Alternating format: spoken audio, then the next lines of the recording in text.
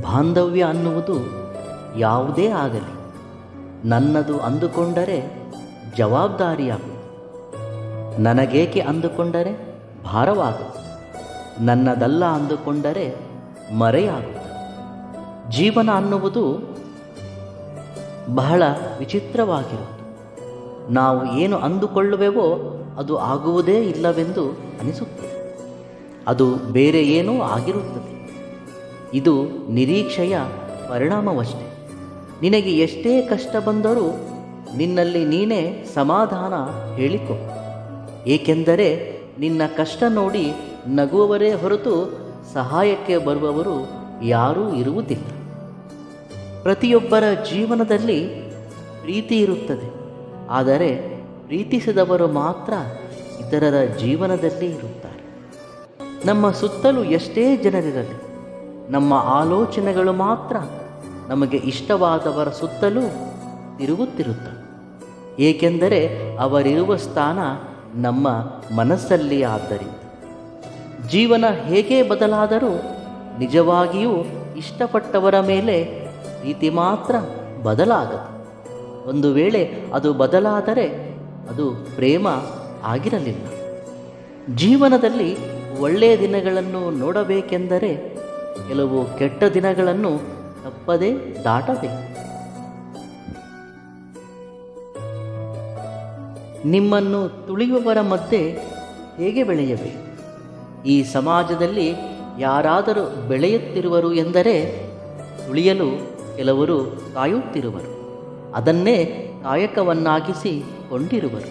ಆದರೂ ನೀವು ಧೃತಿಗೆಡದೆ ನಿಮ್ಮ ಬೆಳವಣಿಗೆಯನ್ನು ಮುಂದುವರಿಸಿ. ಹೇಗಾದರೆ ಒಂದು ಹುಲ್ಲು ಕಡ್ಡಿ ತನ್ನನ್ನು ಎಷ್ಟೇ ತುಳಿದರೂ ಮತ್ತೆ ಬೆಳೆಯುತ್ತಲೇ ಇರುತ್ತದೆಯೋ ಹಾಗೆ ಯಾವುದನ್ನು ನೀವು ಸಾಧಿಸಲು ಹೊರಟಿರುವಿರೋ ಅದನ್ನು ಮನಸ್ಸಲ್ಲಿ ಅಚಲವಾಗಿಸಿ ಬೆಳೆಯುವತ್ತ ಮುಂದುವರಿಯಿರಿ.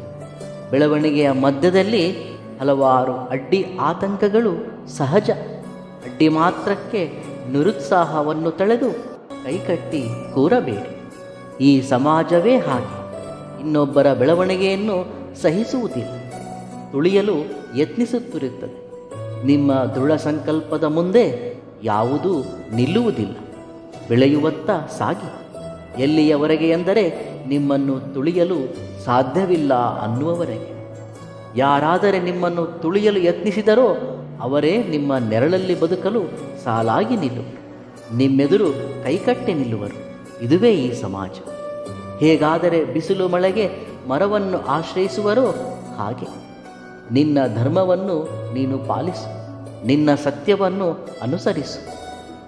ನಾವು ಕಳೆದುಕೊಂಡಿರುವುದನ್ನು ಮರಳಿ ಪಡೆಯುವುದು ಎಷ್ಟು ಮುಖ್ಯವೋ ಹಾಗೆ ಇರುವುದನ್ನು ಕಾಪಾಡಿಕೊಳ್ಳುವುದು ಅದಕ್ಕಿಂತಲೂ ಮುಖ್ಯ.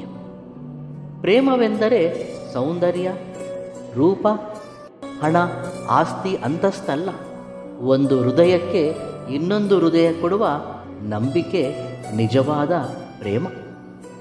ನಾವು ನಿರಂತರವಾಗಿ ಮಾಡುವ ಪ್ರಯತ್ನ ಯಾವತ್ತೂ ವ್ಯರ್ಥವಾಗುವುದಿಲ್ಲ. ಹಾಗೆ ಸೋಲು ಶಾಶ್ವತವಾಗಿಯೇ ಉಳಿಯುವುದಿಲ್ಲ. ಕೆಲವು ಬಾರಿ ಸಣ್ಣ ಪ್ರಯತ್ನಗಳೇ ಉನ್ನತ ಸ್ಥಾನವನ್ನು ದೊರಕಿಸಿಕೊಡುತ್ತವೆ. ನಮ್ಮಲ್ಲಿ ಬದಲಾವಣೆ ಬರುವವರೆಗೂ ದಿನಗಳು ಕಳೆದರೂ, ತಿಂಗಳುಗಳು ಕಳೆದರೂ, ವರ್ಷಗಳೇ ಕಳೆದರೂ ಬದಲಾವಣೆ ಇರುವುದಿಲ್ಲ. ಬದಲಾವಣೆ ನಮ್ಮಿಂದ ಆರಂಭವಾಗಬೇಕು. ನಮಗೆ ಜನ್ಮ ಕೊಟ್ಟ ತಂದೆ ತಾಯಿಯರು ನಮಗೆ ಏನು ಕೊಡುತ್ತಾರೆ ಅನ್ನುವುದನ್ನು ಯೋಚಿಸುವುದು ಬಿಟ್ಟು ನಾವು ಅವರಿಗೆ ಏನು ಕೊಟ್ಟರೆ ಸಂತೋಷ ಪಡುವವರೆಂದು ಯೋಚಿಸಿ. ಒಳ್ಳೆಯತನದಿಂದ ಇರಬೇಕು, ಒಳ್ಳೆಯ ಮನಸ್ಸಿನಿಂದ ಯೋಚಿಸಬೇಕು.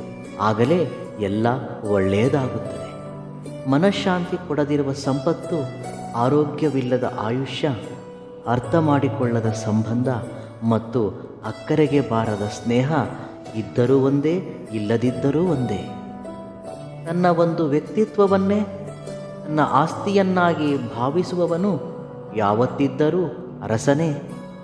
ಭಗವಂತನು ನಮ್ಮ ಕ್ಷೇಮಕ್ಕಾಗಿಯೇ ಕೆಲವು ಬಂಧನಗಳನ್ನು ದೂರ ಮಾಡುತ್ತಾನೆ, ಮತ್ತೆ ಕೆಲವು ಬಂಧನಗಳನ್ನು ಹತ್ತಿರ ಮಾಡುತ್ತಾನೆ. ಹತ್ತಿರ ಮಾಡಿದ ಬಂಧನಗಳನ್ನು ನಿರ್ಲಕ್ಷಿಸಬೇಡ. ಹಾಗೆ ದೂರ ಮಾಡಿದ ಬಂಧನಗಳಿಗಾಗಿ ಹಂಬಲಿಸಬೇಡ. ಕಷ್ಟಪಟ್ಟು ಬೆಟ್ಟ ಹತ್ತಿದಾಗ ಮಾತ್ರವೇ ಸುಂದರವಾದ ದೃಶ್ಯಗಳನ್ನು ನೋಡಬಲ್ಲೆವು. ಹಾಗೆ ಜೀವನ ಕೂಡ ಕಷ್ಟಪಟ್ಟರೇನೆ ಆನಂದವಾಗಿರುವ ಜೀವನವನ್ನು ನಿರ್ಮಿಸಿಕೊಳ್ಳಬಲ್ಲೆವು.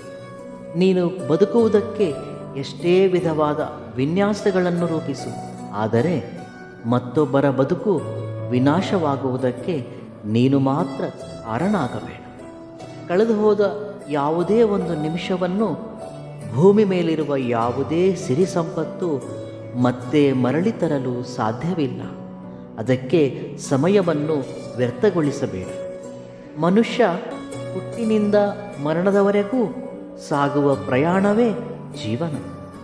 ನೋಡುವುದಕ್ಕೆ ಸಾಧ್ಯವಾದರೆ ಪ್ರಯಾಣದ ಮಧ್ಯ ಕಾಣುವುದೆಲ್ಲ ಅದ್ಭುತವೇ ಸರಿ. ದಿನಕ್ಕೆ ಒಂದು ಬಾರಿಯಾದರೂ ನಿಮ್ಮೊಂದಿಗೆ ನೀವು ಮಾತನಾಡಿ, ಏಕೆಂದರೆ ನೀವು ಒಬ್ಬ ಅದ್ಭುತ ವ್ಯಕ್ತಿ. ಮಾತನಾಡುವುದು ಎಂದರೆ ನಿಮ್ಮೊಂದಿಗೆ ನೀವು ಮೌನವಾಗಿರುವುದು ಎಂದು, ಯೋಚನಾ ರಹಿತವಾಗಿರುವುದು ಎಂದು. ಅದರಿಂದ ನಿಮ್ಮಲ್ಲಿ ಆತ್ಮಶಕ್ತಿ ಜಾಗೃತವಾಗುತ್ತದೆ. ಇದೇ ಯಶಸ್ಸಿನ ರಹಸ್ಯ. ನಿಮ್ಮ ಬೆಳವಣಿಗೆ ನೋಡಿ ಮತ್ತೊಬ್ಬರು ಅಸೂಯೆ ಪಡುತ್ತಿದ್ದರೆ ಅದು ಅವರ ಸಮಸ್ಯೆ. ಅಸಲಿಗೆ ಅದು ನಿಮ್ಮ ಸಮಸ್ಯೆ ಅಲ್ಲ. ಅದಕ್ಕೆ ಗಮನ ಹರಿಸಬೇಡಿ. ಮನಸ್ಸಲ್ಲಿ ಕಳವಳ ಪಡಬೇಡಿ.